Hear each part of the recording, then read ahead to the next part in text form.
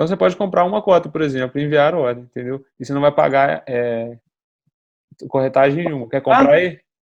quero. Você pode comprar. Aí você compra, tipo assim, pode comprar um e dois, três, quanto você quiser, e depois vender também, não tem a taxa de corretagem, né? Isso é bem legal. Pronto, agora você vai lá em A ordens, ordem foi. Já rolou. comprou uma cota de Certo? PML, exatamente.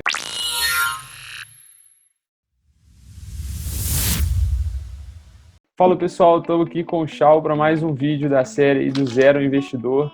E hoje a gente vai dar o pontapé inicial no mundo dos investimentos de gente grande, né? A gente vai entender um pouco melhor sobre ações, que é o mundo glamouroso aí quando a gente está falando de investimentos. E o Chau vai fazer umas aquisições aí, né, Chau? A gente já tinha me mandado mensagem aqui. Ó, Mito, doido para comprar as ações e tudo, nós vamos comprar lá ao vivo, na gravação do vídeo. Isso mesmo.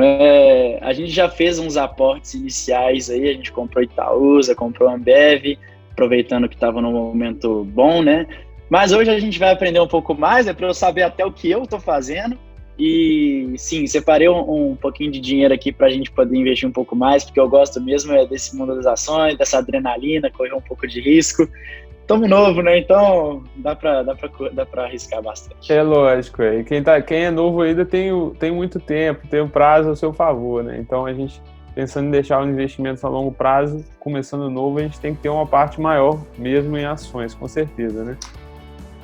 Lógico que, lembrando, né, nada disso é para fazer igual, só porque o Chau está comprando essa ação ou outra, não quer dizer que quem esteja assistindo aí tenha que fazer a mesma coisa. Mas a gente vai comentar aqui sobre alguns conceitos de ações e tudo para quem está começando a investir. Vou compartilhar a tela aqui com você, Chau. E hoje a gente trouxe um modelo diferente aí para a gente passar pelos principais conceitos e como analisar uma ação.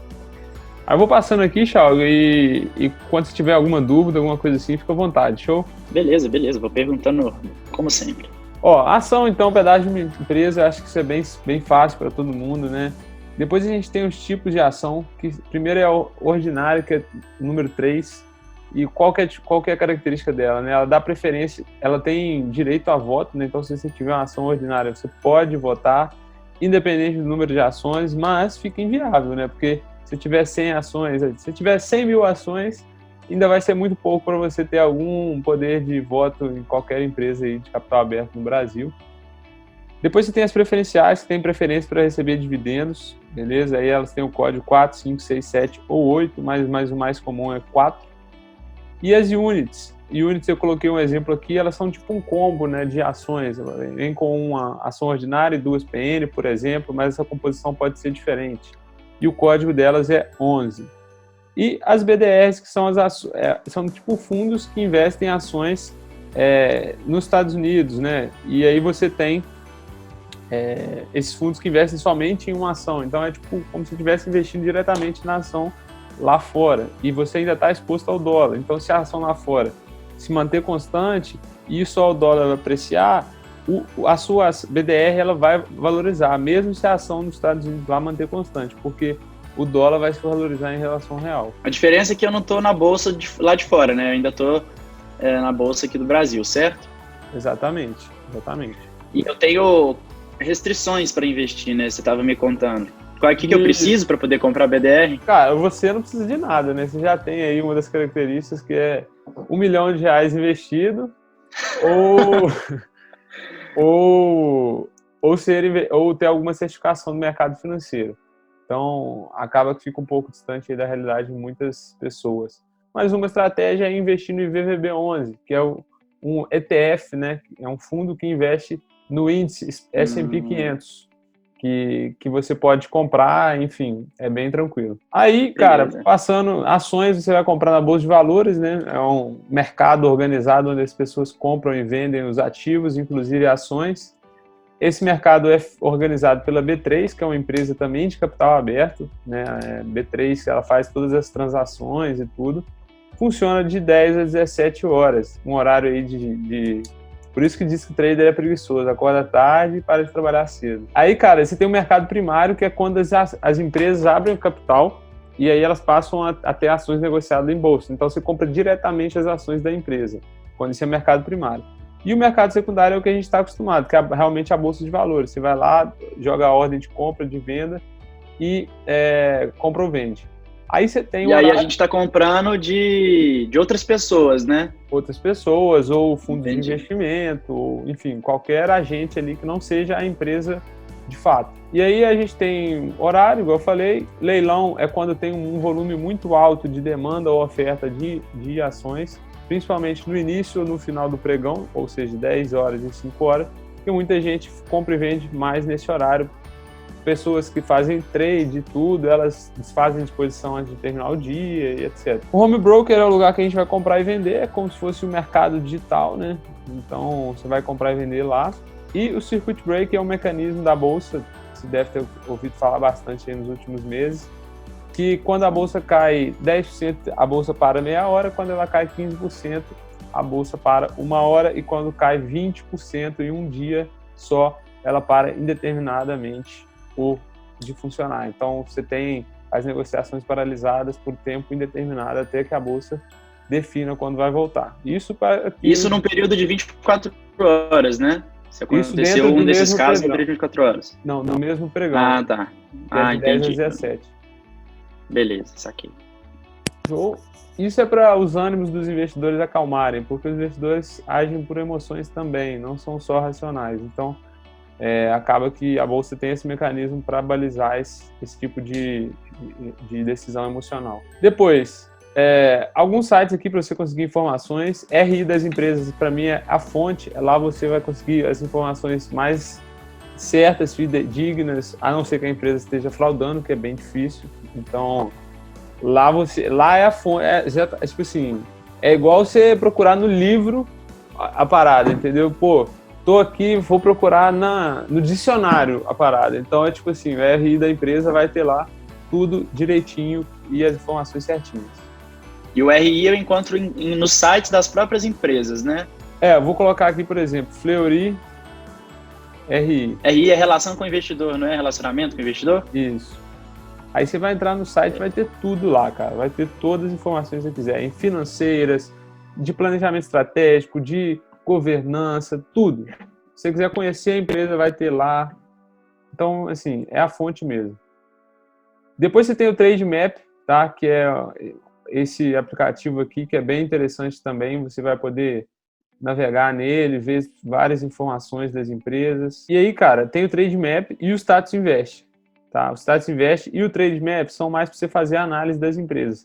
Aí lá vai ter os indicadores, vai ter tudo direitinho, indicadores, dados financeiros, enfim, dividendos, tudo que mais para o lado financeiro tem lá tudo. Suno Research você pode assinar, caso você queira, os relatórios, mas você pode utilizar o site deles também, que tem muita notícia, principalmente notícia interessante. Show? Quanto que custa a assinatura, você sabe? Cara, tem diferentes tipos. Aí você tem assinatura de 10 por mês, mas ela é bem simples. Tem assinatura de 40 por mês. Varia bastante. Entendi. Aí, cara, como você pode ganhar dinheiro na bolsa com ações, né? Você pode ganhar dinheiro com dividendos, né? E com o ganho de capital. Normalmente, quando a gente está falando de muito tempo investido, você vai ganhar dinheiro com os dois. Empresas que pagam dividendos no longo prazo, normalmente as ações valorizam também, então a estratégia, uma não anula a outra, entendeu? Você pode ter empresas que pagam dividendos e que valorizam também. E aí, dividendos e juros sobre capital próprio, a diferença só é que o juros sobre capital próprio tem imposto de renda, mas já vem retido, então você não precisa, quando cai na sua conta já está líquido de imposto de renda, entendeu? Qual que é mais comum? Depende da empresa. Porque tem o que é o juros sobre capital próprio? A empresa meio que pega o dinheiro antes dele ser tributado na empresa e distribui. Aí, tipo, quem paga esse dividendo é o acionista. Aí tem empresas que vale a pena fazer isso e tem empresas que não, entendeu? Aí vai depender, mas normalmente o dividendo é mais comum, na maioria das vezes. E o dividendo não tem imposto de renda. Outra coisa... bom demais. Desdobramento e agrupamento é um conceito simples também, tipo, quando a empresa está muito cara, vamos supor, a ação está muito cara, vamos supor, R$600 uma ação. A Magazine Luiza, por exemplo, chegou já nesse patamar lá para 2017, 2018. E o que rola? Tipo, você diminui demais a liquidez. Porque um lote é 60 mil, sacou? Então, tipo, investidor pequeno, sim, até um cara que tenha, tipo, 500 mil investido, que já não é um investidor, vamos dizer, consideravelmente grande, para o cara ter 60 mil numa empresa só, ele tem que, já é um valor considerável. Então, aí as empresas desdobram elas, tipo, se uma ação vira 10, aí o preço dela vai cair para 10 também, teoricamente, no curto prazo, mas isso não precisa ser exatamente, né? Tipo assim, a oferta e demanda, entendeu? Uma ação vai virar 10. Uhum. E ao contrário é verdade também. Quando a ação está muito barata, a empresa agrupa. Então 10 ações viram uma. Tipo no caso da Oi, assim. Tá tipo no caso muito barato. Eles poderiam juntar 10 e... Quanto que tá hoje? 80 centavos, por aí. Aí, tipo, então poderiam juntar 10 e fazer uma de R$8, né? Entendi. Exatamente. É porque, tipo assim, quando tá muito baixo, você pensa bem que se aumentar 50, vamos supor, aumentou 80 centavos no preço da ação, já dobrou, tipo assim. Então, fica meio ilógico, irracional, né? Depois, cara, outros conceitos. Você tem nível de governança nas empresas também. O que é nível de governança? É uma parada que foi criada pela própria B3 para você classificar quais têm as melhores práticas de governança. E aí tem algumas características lá que você pode olhar depois com calma. Exatamente. O novo mercado, por exemplo, as empresas do novo mercado só tem ação ordinária. É um exemplo. Tem que ter não sei quantas pessoas no conselho que sejam externas à empresa. Tem não sei o quê. Isso são práticas de gestão que fazem com que as empresas sejam classificadas, entendeu? Tem muito a ver com transparência também dos relatórios, né? Transparência também e tudo, exatamente. E aí, por exemplo, a do nível 1 e do novo mercado, elas têm que ter o negócio em inglês também, sacou? Para investidor estrangeiro, então... São algumas coisinhas que você estudou uma vez, depois você já sabe diferenciar, porque só você bater o olho, é novo mercado, é nível 1, é nível 2, aí é bem tranquilo. Entendi. E os tipos de operação, basicamente, são esses três aqui, em ações, swing trade, day trade e buy and hold. Lembrando que buy and hold não é buy and foda-se, tem que analisar para ver se vale a pena continuar com a empresa ou não. E uma dica que eu dou é quando você for comprar a empresa, anota por que você está comprando ela e depois você sempre vai verificando por que se aquele porquê ainda existe. Entendi. O swing trade e o day trade, qual que é a diferença? Day trade eu sei que é no dia, né? Aquele cara dos filmes, né? Que fica... Do YouTube e tal. YouTube. Hoje em dia é do YouTube, né? Você vê que no YouTube, 15 minutos, você vê 3 caras anunciando curso de day trade. Você sabia que dá para ganhar 20 mil, 30 mil, até 60 mil reais por mês, apenas operando diariamente? Já virou clichê, né? Exatamente. E aí, cara, esses 3 tipos, é lógico que a gente abordou em todo o processo aí, só mais um buy and hold, né? Que é pensar no longo prazo, gastar muita energia antes de comprar a empresa, então estudar bastante sobre a empresa. Então, passei só uns conceitos rápidos aqui para a gente nivelar aí. E a parte mais interessante é como analisar, né? E aí a gente tem a análise técnica, é usada mais para day trade, que a gente não vai gastar muito tempo. Ela é basicamente a análise através de gráficos. Você fala, o gráfico teve essa tendência, então a tendência é de subir, é de descer, até onde? A gente não estuda muito sobre isso. Tem pessoas que ganham dinheiro fazendo isso? Tem, mas é muito pouco. Muito pouco, então, sim, para ganhar dinheiro com isso, você tem que ser 100% focado nisso e mesmo assim, ainda as chances são pequenas de você ganhar dinheiro. Então, não é que é falso, não é que é furada, mas assim, é bem difícil, ainda mais para quem tem outra profissão, sacou? Entendi. E aí, a análise fundamentalista é a base de tudo, dos caras mais ricos aí do mundo, você vai ver, são todos... investidores, são todos por análise fundamentalistas, a maioria deles, no Brasil também, a gente vai ter os maiores investidores aí, pessoa física, são de análise fundamentalista, os fundos de investimento de ações no Brasil também, a maioria é da análise fundamentalista. E aí você pode dividir em 2 grandes grupos, qualitativo e quantitativo. Vamos falar do qualitativo primeiro. Governança, então tem aqueles 3 níveis lá. Além disso, você pode olhar quem que é o CEO, quem que são os diretores, ver a carreira deles, se eles já fizeram sucesso em outra empresa. Então, isso é tipo, tudo, não tem um número, não tem uma exatidão naquilo, mas assim, é interessante uma análise e uma leitura sobre. Marca, Beleza. parece bobeira, mas é cabuloso como isso faz diferença. Falou em marca que é top of mind, acabou. Véio. Provavelmente vai ser uma empresa boa, porque, tipo assim, vou dar um exemplo. Barbeador, qual que você conhece? Barbeador Philips, mano. Elétrico Philips, mano. Não, e sem ser elétrico? Gillette, mano. Gillette. Gillette tem outro nome? Quando você quer falar Gillette, você fala Gillette Bic? Não fala, você fala Gillette, Não. que é Gillette. Quando você quer falar cotonete, você fala artes flexíveis? Não falo. Pois são marcas top of mind. Quando eu falo refrigerante, o que você vai pensar? Coca-Cola. Coca-Cola. Apple. Então, Samsung. São só marcas boas, empresas boas. Então, empresas que têm uma marca boa, top of mind, e tem poder de precificação. O que é poder de precificação? Se o iPhone subir, sabe quantos iPhones você acha que vende no ano? Bom, eu também não sei exatamente. Vamos pôr aí um número de 50 milhões de iPhones. 50 milhões de iPhones. Parece muito, mas pô, a gente tá no mundo de 7, 8 bilhões, então... Eu acho que é mais, mano. Então, mas vamos pôr 50 milhões de iPhone. Se ele aumentar em $10 cada iPhone, 50 milhões vai para 500 milhões de dólares. Ele vai faturar a mais. E quem vai deixar de comprar por $10? Ninguém. Então é um poder de precificação absurdo. Coca-Cola, quantas garrafas não são produzidas no ano? Coca-Cola, eu chutaria aí mais de bilhão de garrafas. Também chutaria bilhão também. Mais de bilhão. Se aumentar 10 cents em cada um, 10 centavos, provavelmente vai vender a mesma coisa. Então, tipo assim, são marcas que têm poder de precificação muito grande, entendeu? Sim. E aí, é coisa boba, mas é igual aquilo que a gente estava conversando antes.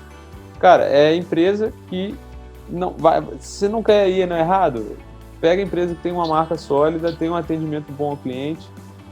Outra coisa que tem que olhar, crescimento do setor. Pô, é um setor que tem um futuro bom? Não tem.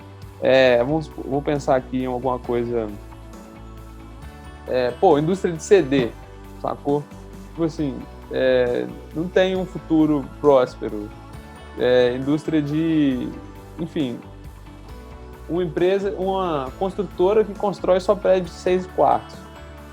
Hoje em dia, ninguém quer prédio de 6 quartos mais. Então, se olhar o crescimento, assim, analisar o setor daquilo, como que aquilo está indo também, uma análise mais, assim, da sua cabeça mesmo, você estudar um pouco sobre, é importante. Políticas da empresa, a empresa paga dividendo, não paga, já envolveu em escândalo, empresa que envolve em escândalo normalmente se dá mal depois. Então, tentar evitar isso. E cultura da empresa, você vai achar lá no RI da empresa também, aqui, ó. Nossas marcas, missão, visão, valores, parece bobeira, mas faz totalmente sentido. Se entrar no Dambev, você vai ver. A gente é fissurado por resultado, corte de custos, esse tipo de coisa. Então, é bem interessante se estar alinhado com os negócios da empresa também. É isso, a parte qualitativa. É lógico que tem como se agregar um monte de fatores aí ainda, mas assim, o básico é isso. Se você fizer isso bem feito, fazer um checkzinho em cada, já é suficiente. E a parte quantitativa, né? A gente tem um balanço patrimonial, DRE e indicadores, basicamente. A gente tem a DFC também, que é a demonstração de fluxo de caixa, que é tipo o tanto que entrou, saiu do caixa, o que foi para investimento, foi para isso, foi para aquilo. E você já deve ter feito contabilidade, você deve conseguir pelo menos ler um balanço, ler uma DRE. E é interessante você ler também quando você for investir numa empresa, beleza? Olhar a EBITDA, olhar a margem. E os indicadores, eles são um resumo, né? Eles resumem as informações desses documentos contábeis, né? E resumem pra gente já em forma, assim, de uma forma mais, vamos dizer assim, simples da gente entender. E aí a gente pode dividir aí em cinco tipos de indicadores. Estrutura de capital, dívida líquida, EBITDA. mostra o tanto de dívida que a empresa tem em relação ao que ela gera de caixa. Ou seja, quanto menor essa relação aí, melhor. Entendeu? Ou o EBITDA é muito grande, ou a dívida é menor. Ou os dois juntos, entendeu? E liquidez corrente também é um ativo circulante sobre passivo circulante. Quem não sabe aí que está assistindo, ativo é tudo que a empresa tem, né? Que ela tem direito. Por exemplo, ativo circulante normalmente é caixa, recebíveis, estoque. Então, tudo que ela tem ali de curto prazo, e o passivo circulante é tudo que ela tem que pagar de curto prazo, né? Fornecedor, empréstimo e tudo. Então, se esse número aí for maior que 1, quanto maior ele, melhor. Se ele for 3, 4, 5, ótimo, tipo, que a empresa tem uma capacidade de pagamento no curto prazo muito alta. Crescimento, esses aqui são indicadores de taxa composta de crescimento, tipo, se o CAGR for 20% nos últimos 3 anos, quer dizer que, em média, nos últimos 3 anos, a empresa cresceu 20% da receita. Então, olhar isso aí, esses 3 indicadores também, quanto maior, melhor, tá? Eu coloquei aqui carga EBITDA, carga lucro, carga receita. Pode colocar outros cargos também, que pode ser cargo de dívida, então a dívida vai estar crescendo. Então, o cargo da dívida ideal teria que ser negativo, né, de diminuindo. Esses dados eu encontro lá nesses sites, né, tipo o Status Invest. O Status Invest, Trade Map, exatamente. Tá. Preço, aí, esses indicadores aqui, eles são todos assim, você só pega os dados da empresa, esquece o valor de mercado dela, esquece tudo. É só assim, analisando a empresa friamente. Quando você fala preço, a gente já vem com o preço de mercado dela em relação ao lucro dela. E o EV/EBITDA, é o Enterprise Value. O que é isso? É o preço dela de mercado, o valor de mercado, mais a dívida. Você soma o valor de mercado, dívida e subtrai o caixa. Aí você chega nesse EV. E o que significa isso? Como é que é? Repete, por favor. O EV é? Enterprise Value, é o valor da empresa. Aí você pega o valor de mercado dela, soma dívida e subtrai caixa. O que significa isso? Ô, Xiao, eu vou comprar sua marca de roupa, cara. Ela vale, a gente faz o valuation dela e tal, vai dar 100 mil. Só que ela deve 50. Mas eu vou comprar a sua loja, mas a dívida é da loja. Então a dívida vai passar para mim, no caso. Certo? Então eu vou estar pagando 150 mil. Só que você vai ter 20 de caixa. Então, vamos supor que eu pago esses 20, eu pago a dívida, então eu vou estar pagando 130 mil só, entendeu? Entendi. Esse Enterprise Value. E sobre EBITDA é a geração de caixa da empresa. Então, no caso aí, quanto menor, melhor. Menor, mais barato, exatamente. Todos os dois indicadores, né? É lógico que você não pode analisar friamente os dois, mas todos os dois, quanto menor, melhor. Sim. Dividendos. Você pode olhar o dividend yield, que é tipo o tanto de dividendo que pagou em relação ao preço, certo? Quanto maior, melhor. Payout. Não tem se é quanto maior, se é quanto menor, melhor, mas esse payout é o tanto que a empresa paga em dividendo em relação ao lucro. Então, se for 50%, tudo que ela lucrou, 50% ela distribuiu. Então, o dividend yield ele é sobre o preço e o payout é sobre o lucro. Isso, exatamente. Se for calcular, né? O cálculo é esse. Mas aí, o payout serve para falar assim, pô, a empresa tá retendo lucro ou tá distribuindo lucro? Tipo entendi. Isso. Mas aí, no caso, o que o dividend yield, ele é tipo o lucro que uma ação dá sobre o preço dela, né? Sobre o preço dela. Na própria ação. O payout é uma parada mais geral, né? Não é o lucro. Dividendo. É dividendo, isso. Sobre o preço. E o payout é meio que geral, né? O quantos por cento do lucro da empresa que virou dividendo, não é isso? Isso, exatamente. Tá, perfeito. E anos que está pagando dividendo não é um indicador em si, mas eu gosto muito de avaliar porque mostra que a empresa é resiliente e consegue gerar valor para o acionista em forma de dividendo, entendeu? E, por último, a gente tem o de rentabilidade, que é o ROI, é o tanto de retorno, de lucro que a empresa gera dado o investimento dos sócios, que é o patrimônio líquido, né? O investimento dos sócios, a capitalização da empresa e tudo. O ROIC ele já considera as dívidas, então, tipo assim, o lucro em relação ao patrimônio líquido, que é o capital investido pelo sócio, mais o capital investido pelo credor, que é o banco, ou enfim, onde que ela pegou essa dívida, entendeu? Porque ela está tendo que investir o dinheiro do sócio e o dinheiro da dívida ali para ter o retorno. É tipo o retorno sobre o custo de investimento, é tipo isso, né? E, por último, a gente tem o margem EBITDA, que também é interessante olhar. O tanto que ela gera de EBITDA em relação à receita. Vai ser em percentual todos esses aqui, tá? Qual que é o mais importante, a sua opinião? Margem EBITDA? Cara, o ROIC é mais importante para mim, porque, vamos supor, a empresa, se ela não tiver dívida, o ROIC vai ser igual ao ROI, certo? Uhum. Então, vamos usar o ROIC, sacou? Porque as empresas que têm dívidas, você tem que considerar elas. E a margem Sim, EBITDA claro. também é importante, lógico. Mas o ROIC eu gosto bastante. Então, vamos lá. Você estava de olho para comprar a Grendene e Semig, né? É, isso aí. Vamos passar só o olho nas duas aqui, só para o pessoal ver. Semig, esse é o Status Invest, o site. E aqui a gente tem os dados, né? Valor atual, mínimo do último ano, o mínimo do último ano é 7,95, o máximo foi 16.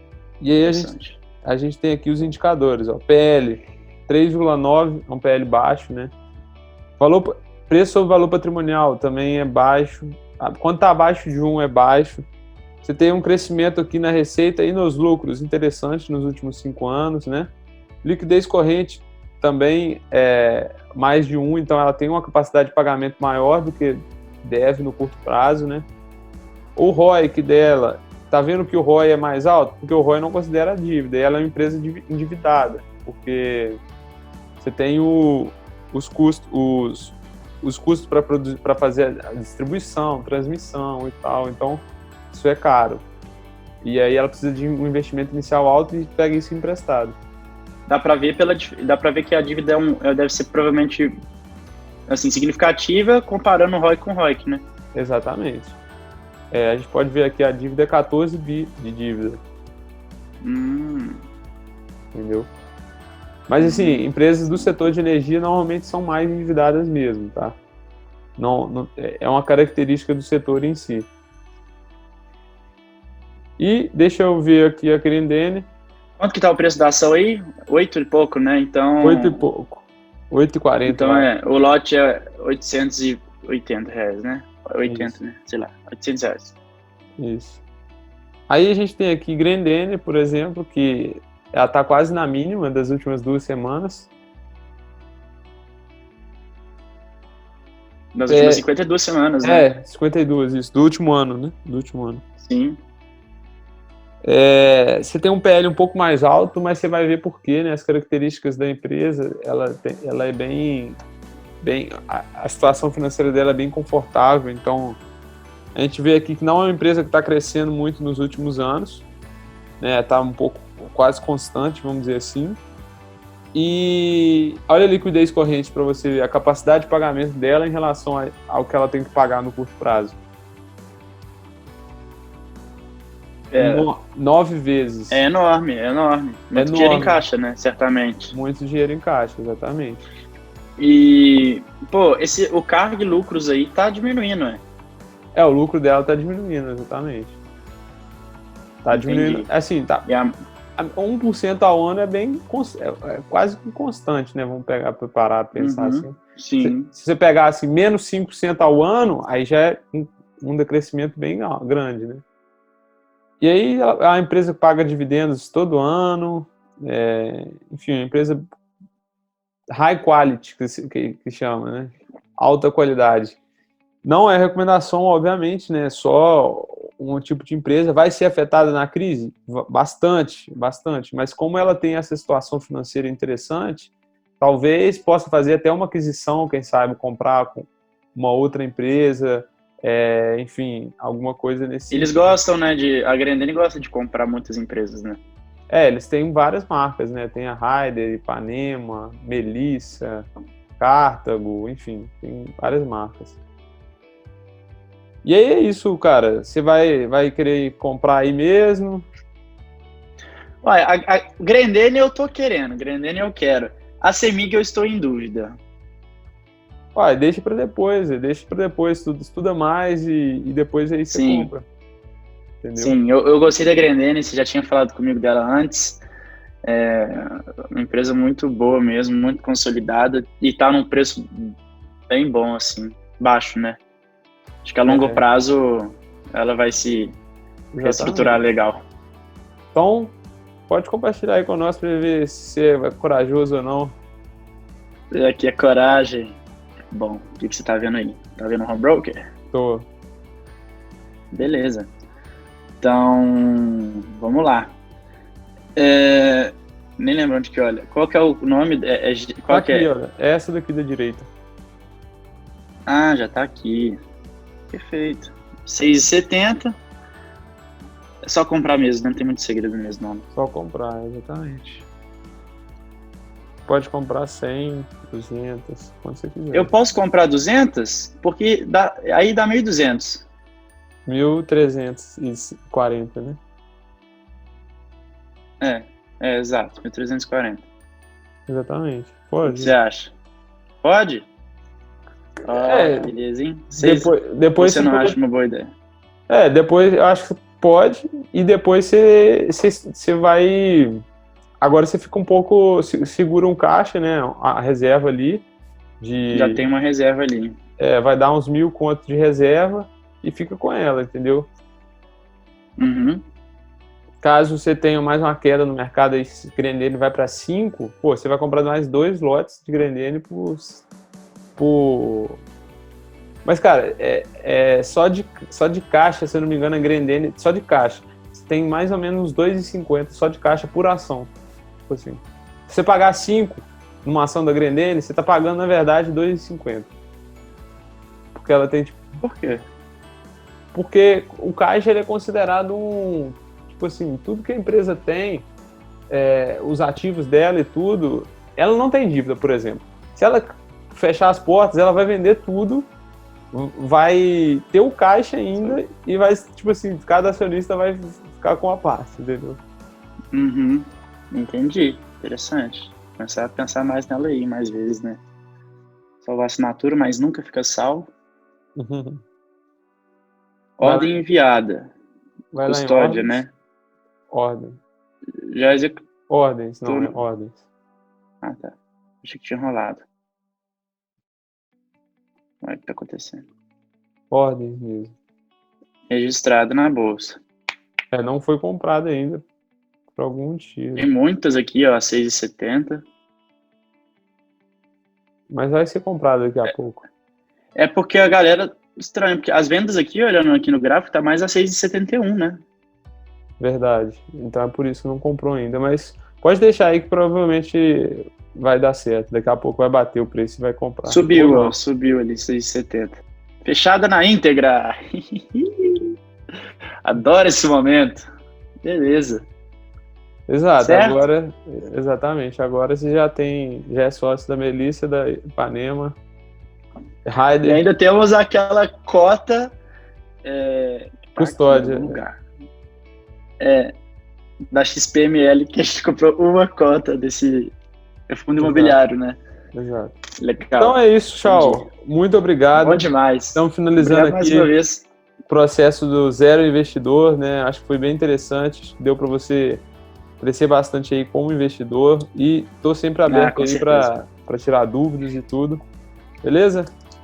Beleza, muito obrigado, muito aprendizado, um avanço significativo aí, começando com o pé direito nesse mundo dos investimentos e agora manter, né? Aproveitar a inércia que já estamos investindo aí com uma certa frequência. Exatamente. É isso. Valeu, pessoal.